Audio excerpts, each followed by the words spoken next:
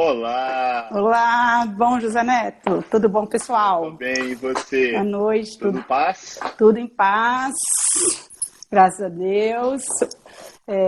Que bom. Muito feliz por essa oportunidade aqui, de poder participando de mais uma evidência, após praticamente um ano. Sou da primeira turma, né? Pois é, e eu falo que esse pessoal da primeira turma eu tenho um carinho todo especial, sabe, Manu? Porque literalmente foram pessoas que acreditaram quando a coisa ainda virtualmente não existia. Era virtualmente um sonho e vocês vestiram a camisa.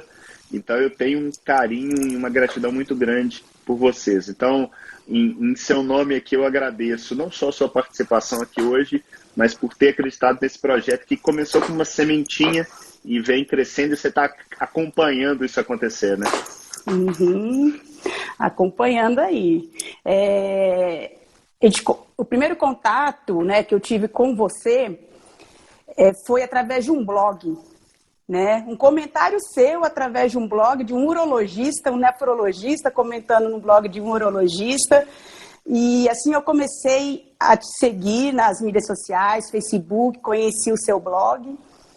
E eu acho que o que motiva muita gente é a paixão, entendeu? Então, isso é uma coisa que eu percebi em você e muitos outros colegas, essa verdadeiro sentimento em levar o conhecimento, né? Porque o conhecimento, ele liberta. Ele liberta de muitos dogmas, de muitas crenças. E como nós somos aqui profissionais de saúde, o que eu venho aprendendo cada vez mais, independente do perfil socioeconômico do paciente, é que quando qualquer um tem acesso ao conhecimento, ele está livre para fazer suas escolhas, né? E todo o contato que eu tive com vocês, depois teve aquele curso de semana onde você apresentou o seu projeto, o seu sonho, né?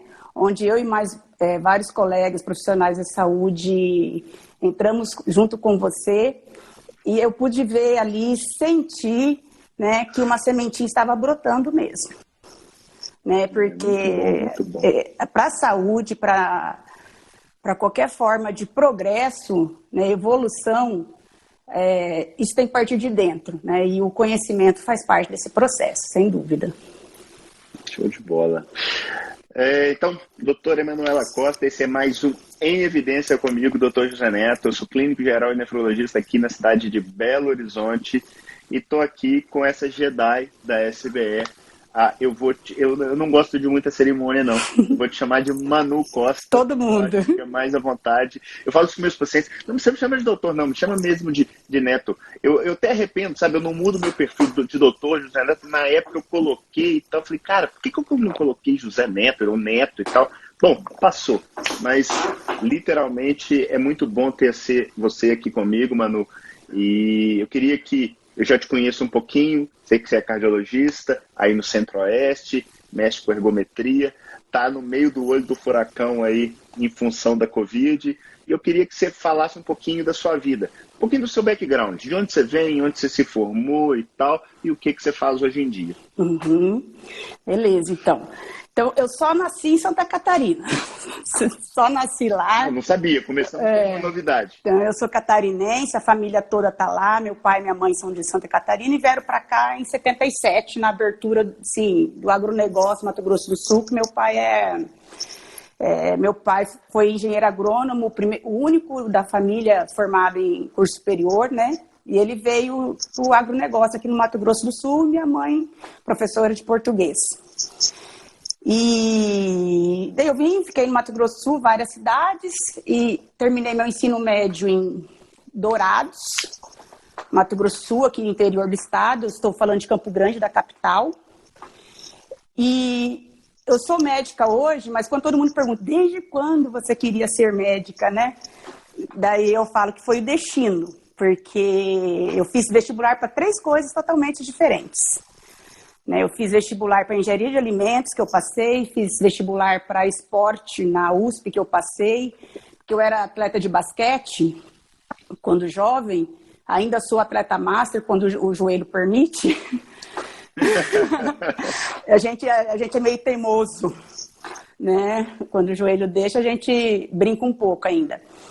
Então, eu sou atleta master, às vezes represento o Mato Grosso do Sul, estado, nos campeonatos brasileiros. Bacana, Campeonatos brasileiros, assim, o joelho incha, a gente drena, o joelho incha, a gente drena.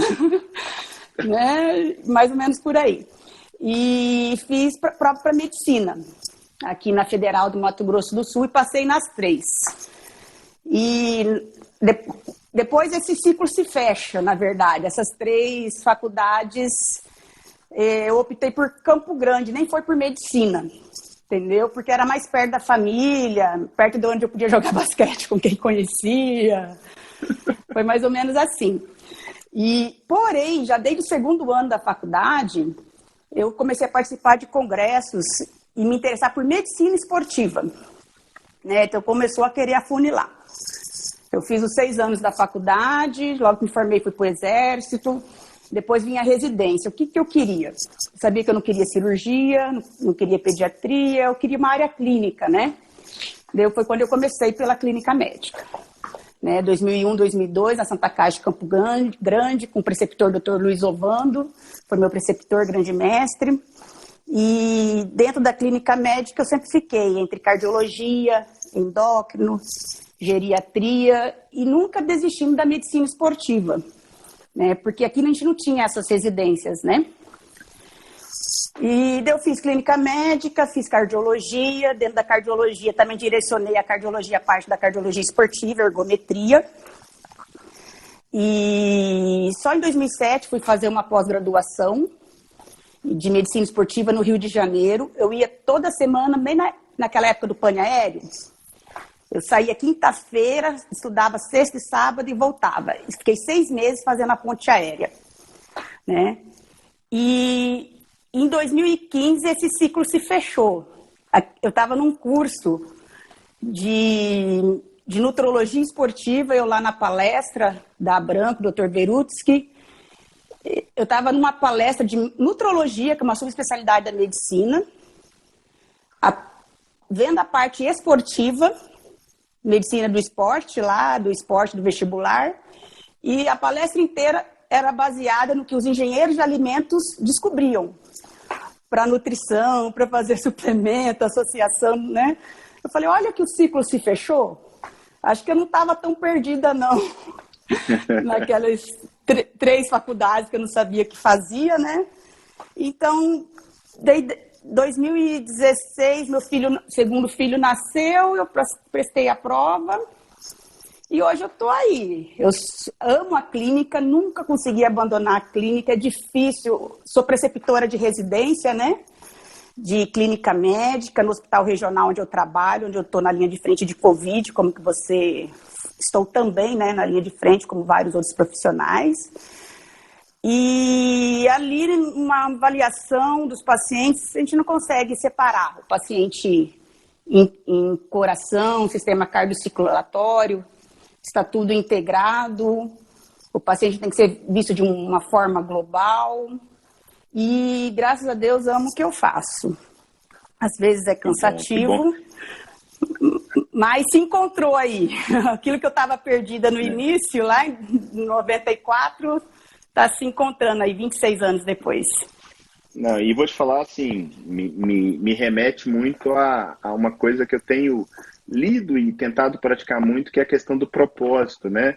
E essa coisa de colocar uma meta, de colocar um objetivo e correr atrás, você pegar avião, ir para o Rio, batalhar e tal, e tá chegando aonde você queria, né? Então eu acho que nada cai do céu, Manu. A coisa não, definitivamente, ela não é fácil, ela às vezes parece ser, mas quem olha para você hoje, já numa posição de sucesso, bem reconhecido e tal, por vezes não sabe como foi difícil essa escalada, como é difícil galgar espaço num mercado cada vez mais competitivo. Manu, quando é que você começou, quando é que você teve o primeiro contato com saúde baseada em evidência? Foi durante a sua formação acadêmica? Foi já mais para frente? Quando é que foi? Eu entrei na faculdade em 1994. Então, lá no terceiro, quarto ano da faculdade, a gente começava a ouvir falar de diretrizes, nível de evidência 1, nível de evidência 2, as pesquisas e ensaios clínicos. Então, eu tive muito contato, na verdade, da medicina baseada em evidências através de diretrizes e em congressos, né? Através de congressos médicos. E, na verdade, naquela época, eu comprava conforme me vendiam, porque eu não tinha um senso crítico de argumentação, de questionar. Apesar que eu questionava, mas eu não tinha um embasamento para defender o que eu questionava. Mais ou menos por isso, assim, né? E em termos de metodologia científica, pesquisa, na pós-graduação, em 2007, eu tive um contato em parte de metodologia científica, parte de pesquisa. E eu sempre percebi que eu era uma pessoa que existe o profissional de atender, o profissional para ser mestre, o profissional para ser pesquisador, né? Eu sempre me vi como uma pessoa que gosto muito de estudar, gosto muito de ler e aplicar aquilo que eu aprendo, o conhecimento, no atendimento, né? Aos poucos foi se desenvolvendo essa parte de docência, onde eu sou preceptora. Até hoje eu não fiz mestrado nem doutorado ainda, né? Até almejo. Porém, em 2014, 2015, eu comecei a ficar meio decepcionada em relação, você segue diretriz, segue evidência, pensa que está fazendo tudo certo e está dando tudo errado. Apesar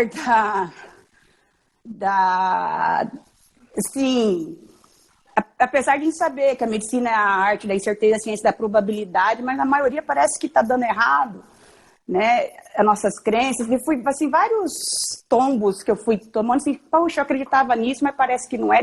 Você vai começando a estudar.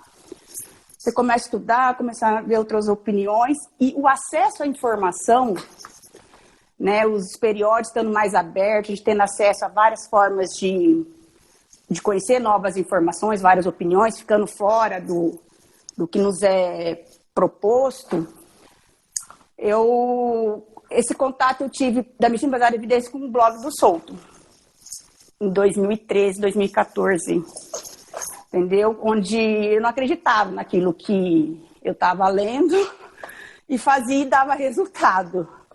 Acho que foi até quando eu tive o primeiro contato com um comentário seu, e ele sempre... Eu falo, puxa, mas eu não vejo isso em congresso, puxa, eu não vejo isso na faculdade.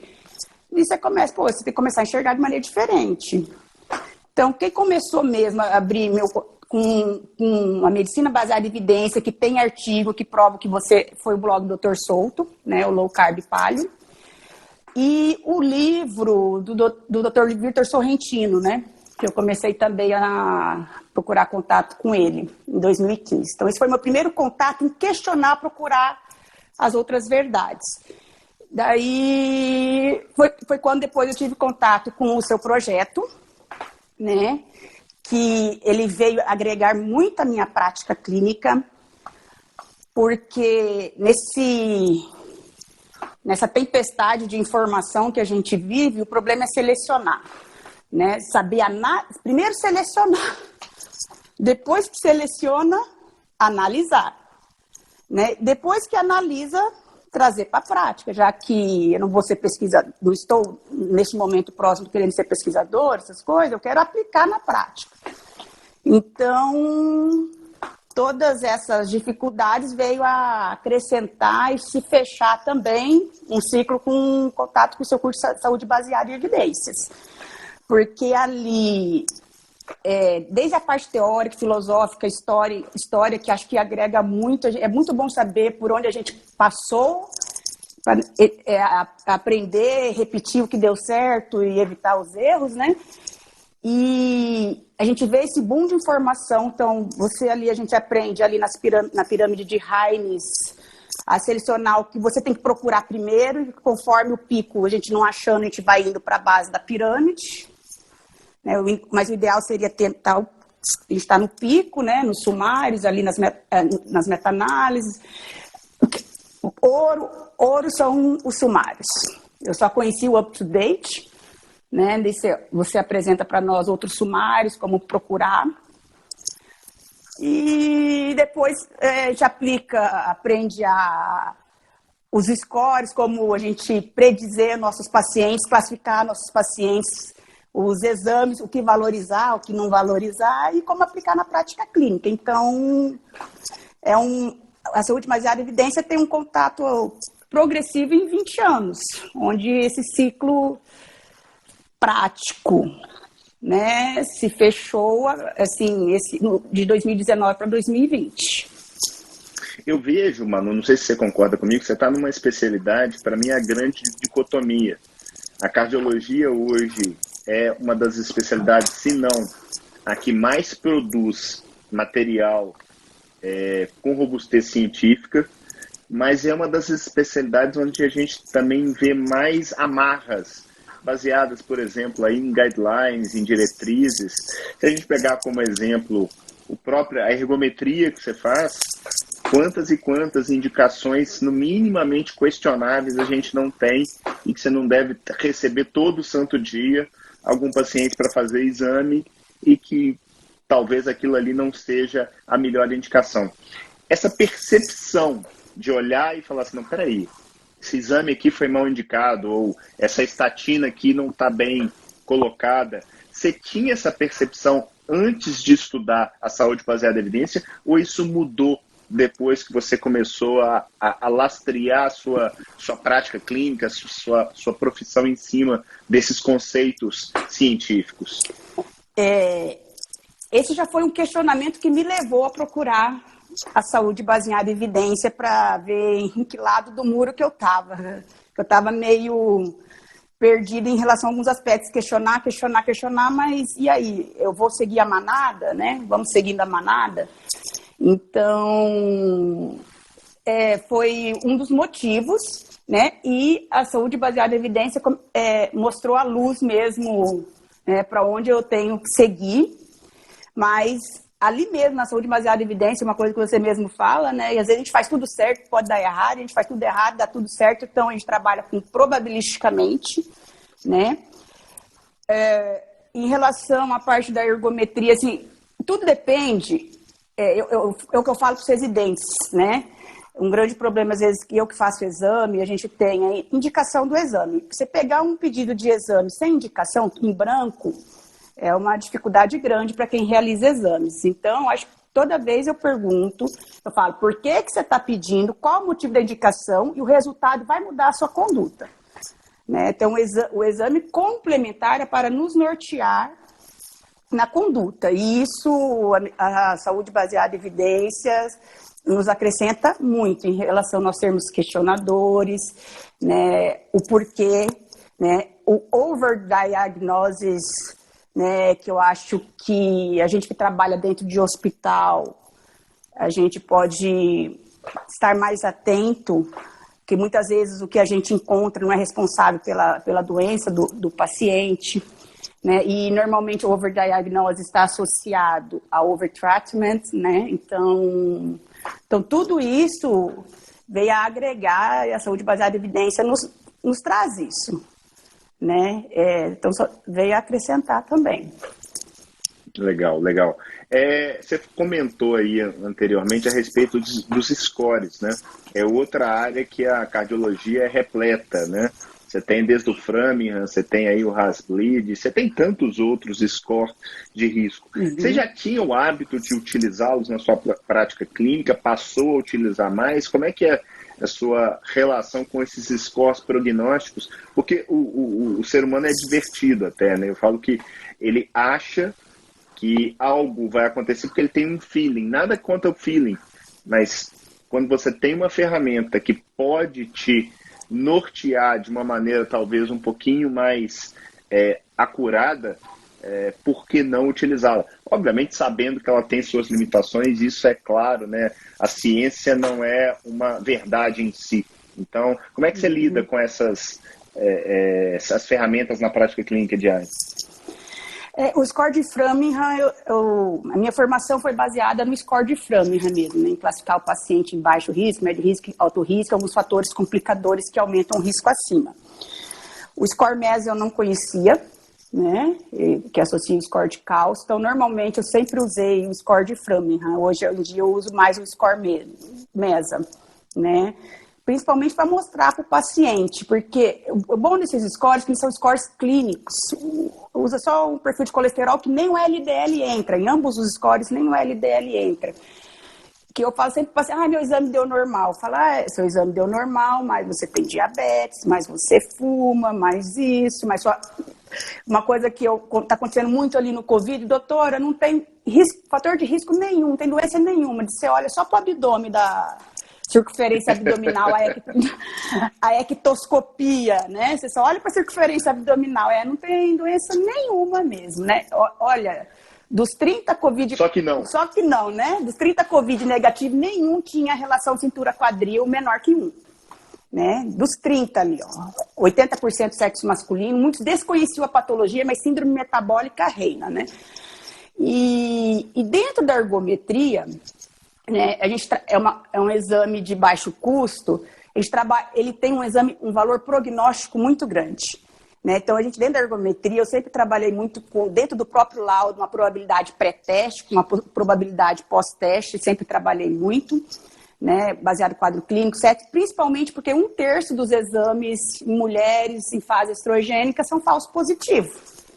Né, daí a gente entra para a indicação do exame. Se for para diagnóstico, né, então você pega uma paciente de 25 anos que o teste deu alteração eletrocardiográfica de isquemia, né, você tem que associar tudo, a carga de exercício, sintoma, probabilidade pré-teste. Então, na ergometria, eu sempre usei muitos scores de probabilidade, score prognóstico, porque capacidade funcional é mandatório em longevidade, em qualidade de vida e processo de adoecimento, a capacidade física do indivíduo. É melhor até se fuma. Se o paciente é fumante, mas for ativo e uma boa capacidade física, a probabilidade dele ter um processo de adoecimento, ele é menor do que se ele for sedentário, em uma baixa capacidade física, né? Mas, com certeza, tudo tem que ser visto de uma forma conjunta, né? Manu, quando eu comecei a falar mais, principalmente em rede social, de saúde baseada em evidência, que é algo que eu já, pelo menos, tive um primeiro contato ali nos idos de 2003, 2004, alguma coisa nesse sentido, eu percebi isso muito em palestras, inclusive várias com o Souto, que as pessoas não entendiam conceitos do tipo... O que é um randomizado, o que é um observacional, o que é desfecho clínico, o que é substituto, o que é um impacto expresso sobre a forma de valor absoluto, sobre a forma de valor relativo. Que são, assim, eu considero conceitos fundamentais, básicos, mas que muita gente, e eu falo que a culpa não é dos profissionais, é do modelo. Eu queria saber como é que é a sua experiência com esses conceitos e antes e o depois, de olhar e falar assim, cara, como é que eu não sabia isso? Ou se eu sabia, será que eu utilizava isso? Ou era desconectado da prática? Como é que é a sua experiência com isso? Que são, assim, eu falo que um profissional de saúde que não tem esses conceitos, ele está entregando menos. Eu não tenho muita dúvida disso, porque ele realmente é o cara que está fazendo alguma coisa sem fazer o básico, às vezes, bem feito. Então, tudo começou como cardiologista no risco relativo, lá em 2014, o risco relativo e absoluto por causa da estatina. Né? Porque a estatina reduz 20%, reduz 30% e eu comprava, vendia conforme comprava. Daí que eu fui, onde começou a diferença de risco absoluto e risco relativo, né? 1% de 1 milhão é diferente de 1% de 10. Né, o relativo absoluto. Então, isso mudou muito na hora que eu continuo, eu acho que tudo tem seu lugar na medicina, entendeu? Nós precisamos da ciência, precisamos do progresso, precisamos de exame, precisamos de remédio, precisamos de CTI, precisamos de prevenção, exercício, dieta, precisamos de tudo num time. Quando eu falo com o meu paciente, eu falo, pensa no time de futebol. Não adianta você ter o craque, você não ter a defesa, o goleiro, o lateral para passar a bola, então nós precisamos de tudo. Mas tudo começou através da estatina, eu recebia os representantes, infelizmente eu conhecia muita coisa através dos representantes, E eles começaram a falar 30% absoluto ou relativo, deles engasgavam. Então começou, daí risco absoluto ou relativo, né? Tudo começou aí. Daí eu comecei a todos os medicamentos, começava a buscar essa diferença. Em termos de peso das evidências, né? Você tem meta-análise de ensaio clínico randomizado, você tem meta-análise de estudo observacional. Então, isso dentro de medicamento, a gente consegue ter os ensaios clínicos randomizados, placebo controlado, principalmente de medicações novas, né? Só que você também tem os vieses de quem patrocina esses ensaios. Você já começa a não ler só o resumo. Você já começa a ler Primeiro você vai ver se vale a pena ler o artigo, né? Só que não pela conclusão. A gente aprende que é pela metodologia. A gente tem que ver como que foi desenhado aquele estudo, né? Para aí você ler e ler o estudo inteiro, né? Porque às vezes na conclusão excluem muitas coisas que eles falam no texto, eles não mentem nada, eles não omitem nada, eles só não consideram importante para uma conclusão tais essa dissonância cognitiva, né, que o famoso viés de distorção, né, o spin. Exatamente. E depois também fui observando que todo estudo nutricional que defende muitas coisas, carne, ovo, vegetariano, tudo, é tudo baseado em estudo observacional. É difícil você fazer estudo de dieta randomizado, vão pôr todo mundo, eu sempre pensei assim, num prédio de 20 andares, fazer um Big Brother, todo mundo recebendo a sua marmitinha, ninguém vai comer nada escondido, porque até dentro do CTI come coxinha escondida, você imagina. Eu não falei isso. O pessoal que trabalha comigo, eu não falei. Né? E então, isso, a saúde baseada em evidência, depois desse curso, comecei a saber ler os artigos e aplicar. E eu falo para os pacientes. Eu abro o artigo, e para os residentes principalmente, porque imagina a cabeça do residente ouvindo 20 profissionais falando uma coisa e 1 ou 2 profissionais falando de forma diferente. O paciente, eu falo a mesma coisa, eu falo, ninguém está errado. Né? Eu defendi essas coisas que hoje eu não acredito, assim, que cada estatina tem seu lugar, uma dieta de baixo carboidrato tem seu lugar, exercício de alta intensidade, exercício aeróbico para mim era melhor que treino de força, hoje não é. Para mim, exercício antes emagrecia, exercício aeróbico emagrecia, hoje eu vejo que ele não é o primeiro. Então, são vários dogmas que eu fui me quebrando, sim, caindo na realidade, mudando de opinião, né? Uma coisa que eu falo para os pacientes, falo para o residente, olha, você não compra o que eu estou te vendendo, entendeu? É uma opinião diferente, não tem errado ou certo, eu já acreditei naquilo. Quem faz de forma diferente, ele acredita naquilo, entendeu? Mas acho que tem que escutar seu corpo, né? Porque aquela frase que falam que é de Einstein, né? Que insanidade é você querer fazer a mesma coisa o tempo todo e querer um resultado diferente. Então, essa foi uma frase que me abriu. Entendeu? Só quando eu mudei, não comi mais de 3 horas, não comi integral e comecei a fazer jejum intermitente, eu emagreci 15 quilos, né? Então, eu falo isso para o paciente, né? Me dá um remédio para queimação. Quando que você tem queimação? Quando eu como bolo e pão. Por que você não tenta não comer o pão e o bolo para ver se você não tem a queimação? Né? Então, a gente vai tentando mudar os paradigmas e fala assim, escuta o seu corpo, o corpo fala, né? E os próprios pacientes, uma vez um residente falou para mim assim, doutora, os seus pacientes não internam, né? Eu falei assim, olha, a gente vê eles de perto, faz tudo que a medicina tradicional faz, só que algumas coisas a gente precisa tirar, algumas coisas a gente precisa pôr, nem tudo a gente tem evidência alta também. Entendeu? Por exemplo, magnésio com enzima Q10 que eu uso nos meus pacientes com insuficiência cardíaca. Eu não tenho evidência alta para isso, são coisas antigas, dos anos 80, dos anos 70, mas a gente usa, eles melhoram. Entendeu? E a estatina, o paciente não tem doença coronária, Depois eu vou te mandar, coenzima Q10 já tem coisa muito, mas muito boa. Inclusive, eu vou te dizer que não usar coenzima Q10 em insuficiência cardíaca é má prática clínica, porque já tem randomizado bom mostrando melhora de classe funcional nos pacientes com insuficiência cardíaca. Para mim, assim, indicação inquestionável.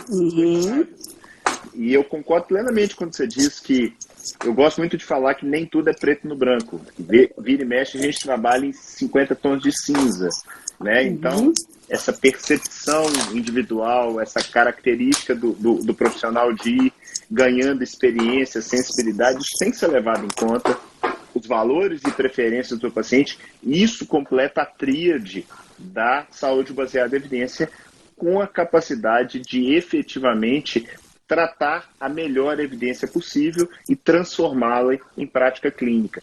E você tocou num ponto que me chamou muita atenção, que é essa coisa de você estar mexendo com o residente, ter discursos que são dissonantes.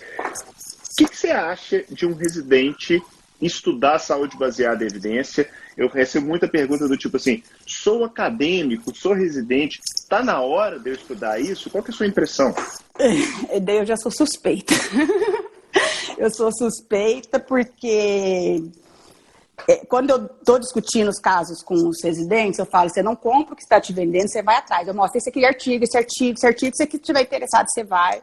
Eu aprendi a fazer esse curso que veio tarde, depois de 15 anos, quase 20 anos de formada, né? Mas nunca é tarde. Eu falei, se eu tivesse tido acesso a esse curso há 20 anos atrás, a esse conhecimento prático, porque o que eu gosto, principalmente, eu gosto de praticidade. Entendeu? É prático, o que eu tenho que aprender, o que eu tenho que buscar e como que eu vou usar esse dado. Né? Aulas de 5, 7 minutos nesse mundo corrido que a gente tem, aula de 5, 7, 10 minutos ali, bastante dinâmico. Então, eu acho que, primeiro, não tem idade. Acho que quem tem 80 anos de medicina, não. Acho que pode ser 80 anos de idade com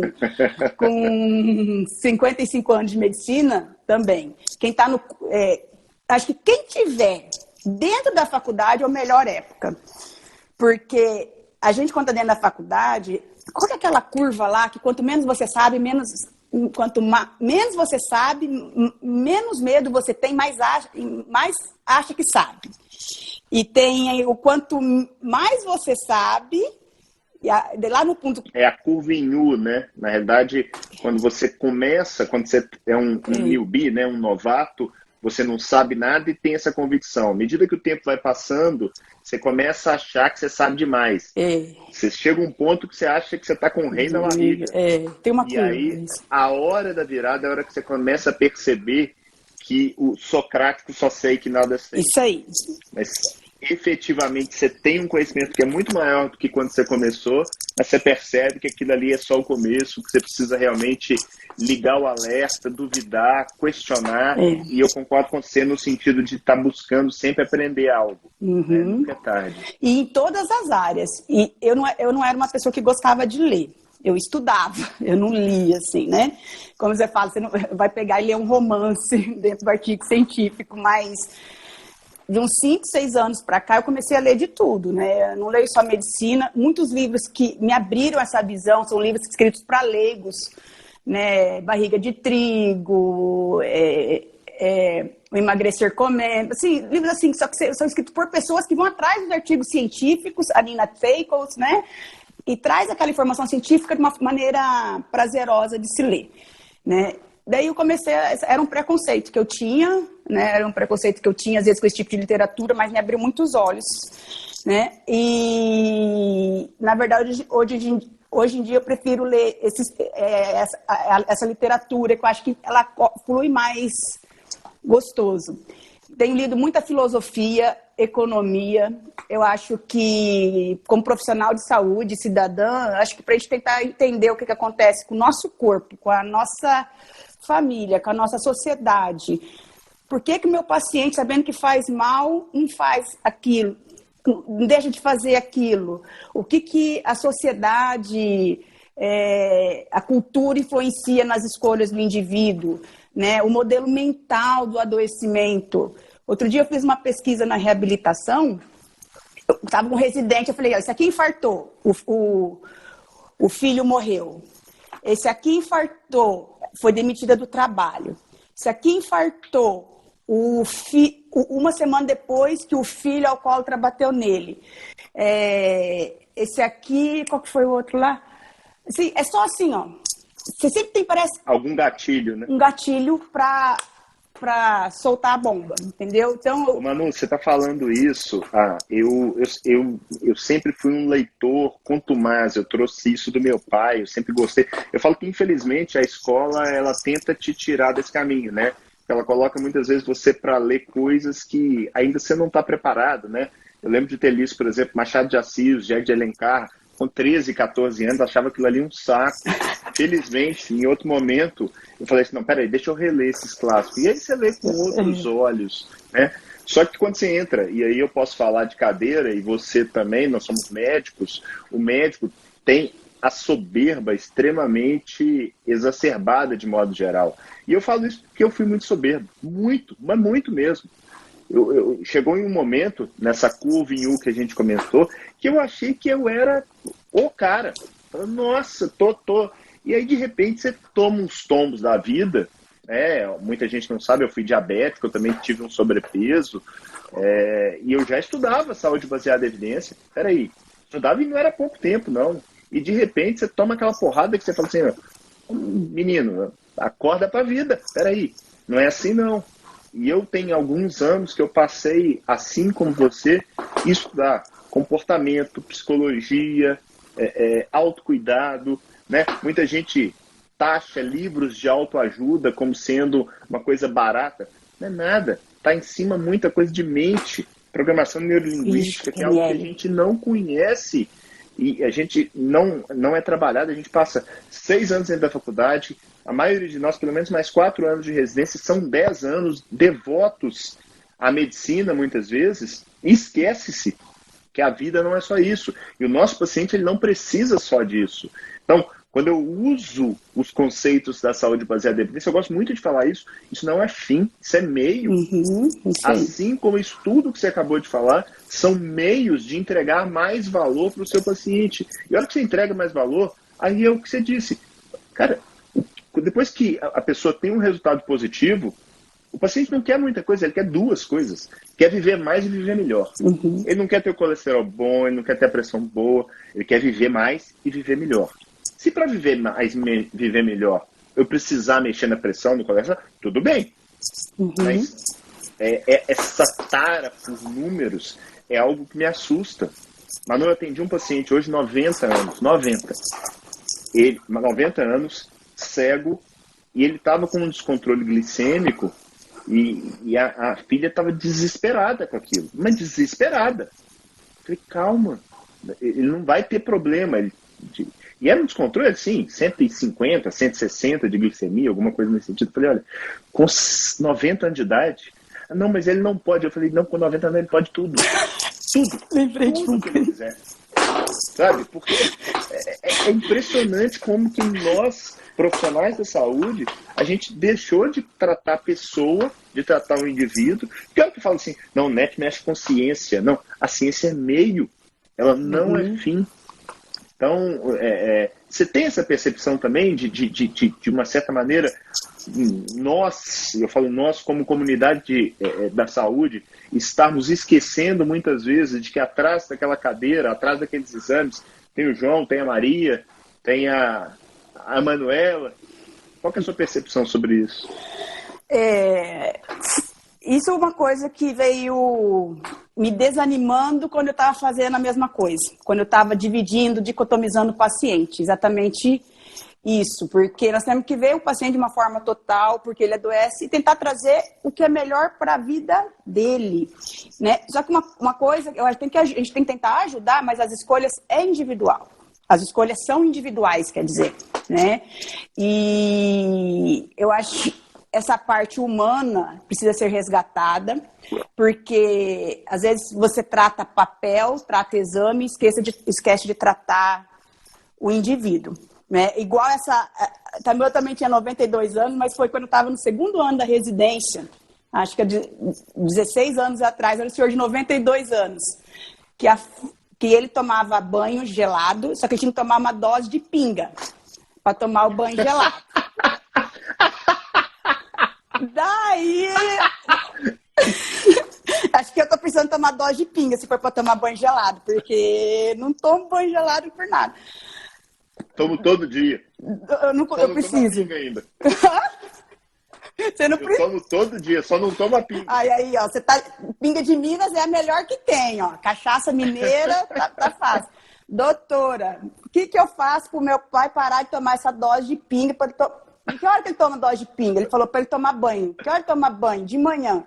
Falei, ele tá com 92 anos, tomando banho todo dia de manhã, assim, eu lembro que eu falei, acho que eu vou começar a tomar pinga agora, com 26 anos, porque...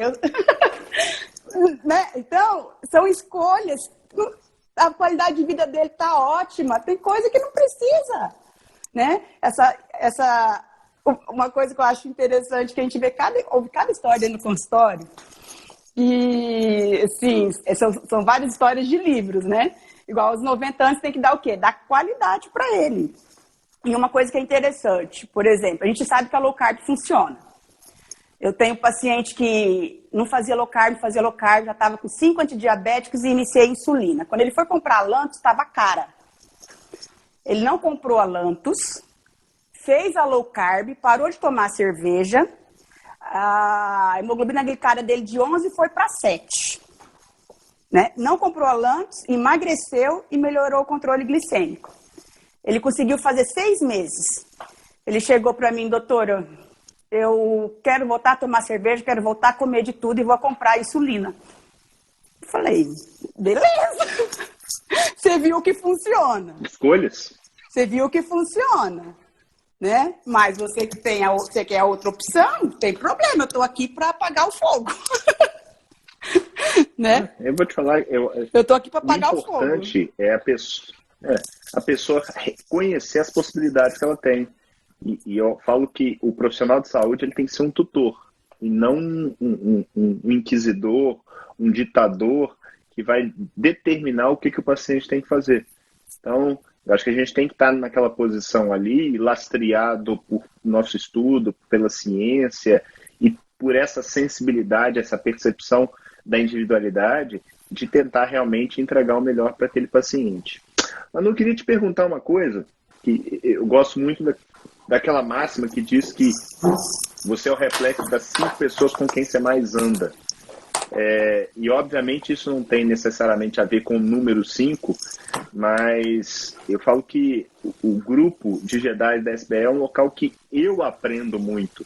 Eu tenho uma troca muito boa lá, inclusive essa semana a gente teve eu gosto de falar discussão sempre entre aspas, extremamente saudável, a respeito de, alguém tinha perguntado alguma coisa sobre o tipo de trabalho para estudar Covid, e eu tinha pensado num trabalho de desenho prognóstico, e você levantou a possibilidade, não, peraí, Neto, isso aqui não é um desenho diagnóstico, e levantou com razão a questão.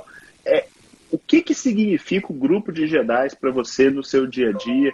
É um aprendizado constante, é networking? O que te agrega àquela turma ali?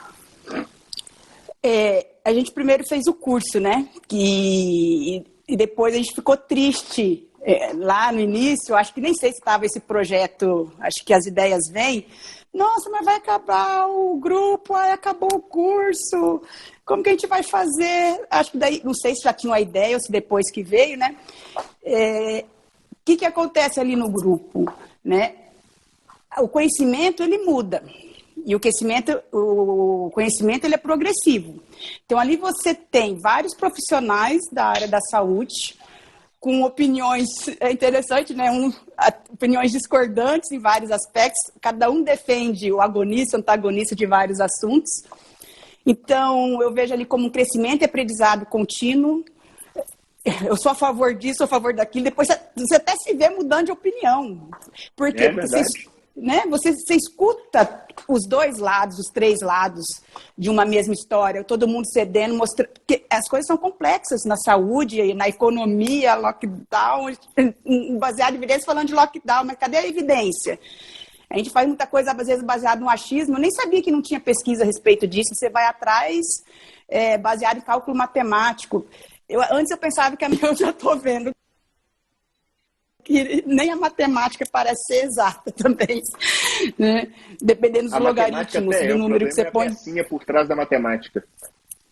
É o número que você põe lá dentro, né? Igual a gente no computador aqui, às vezes a coisa não funciona, o problema não é o celular, é a pecinha, né?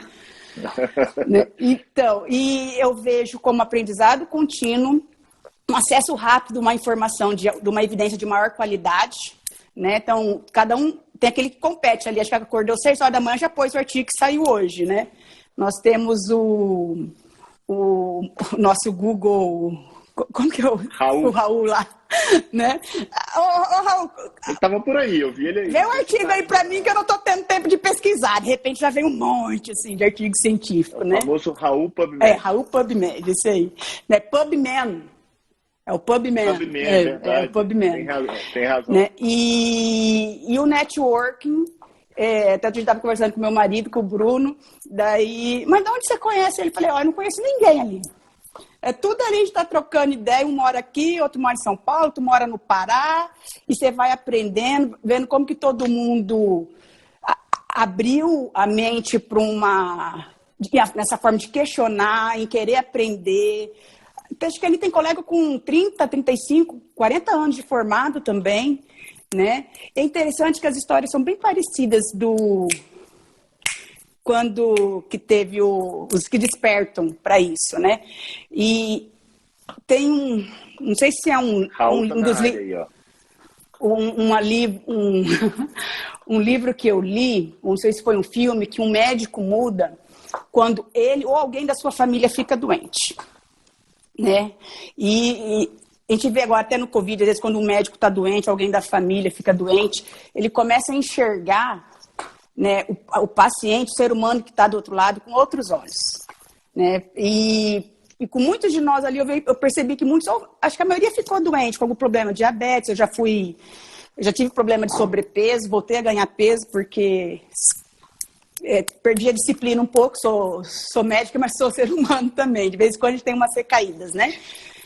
Por problemas outros de saúde, então eu acho que ali é como se fosse até uma terapia de grupo, de network, a gente sabe as histórias do outro, como que cada um foi aprendendo, crescendo, né? Então eu vejo como aprendizado, network e uma partilha de experiências, como parece grupo de apoio. Mais ou menos por aí. Eu falo que o âmago da ciência é essa discussão. Essa discussão ela é salutar.